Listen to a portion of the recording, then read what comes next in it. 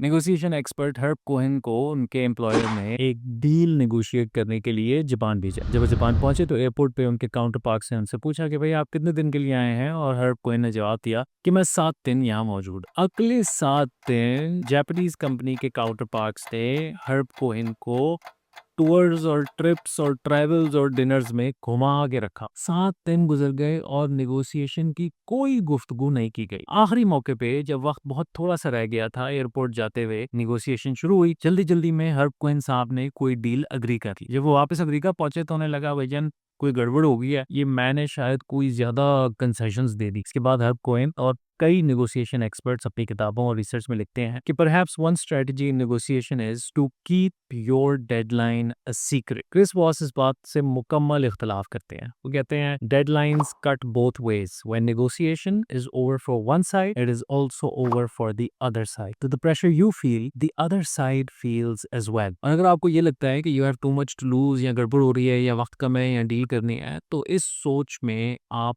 गलती करो। What's important is to slow down. Deadline की तलवार जब हमारी गर्दन पे टंगी होती है तो हमें लगता है कि डील करना अच्छी डील करने से ज्यादा जरूरी है। ये डेडलाइन का pressure makes intelligent people do unintelligent things. अच्छे नेगोशिएटर्स अपने हवास को अपने कंट्रोल में रखते हैं और इस डेडलाइन के प्रेशर का फायदा उठाते हैं। डेडलाइंस का प्रेशर कॉन्सिक्वेंसेस का प्रेशर है कि भाई अगर खुदा ना खास्ता मैं वक्त पे ये डील नहीं कर सका तो पता नहीं क्या हो जाएगा। और इस प्रेशर का जब हम शिकार हो गए हैं तो फिर हम हॉस्टेज बन चुके हैं खौफ के। Reactive behaviour and poor decisions will follow. Chris Voss suggests कि आप ये अल्फाज इंटरनलाइज करें, no deal is better than a bad deal.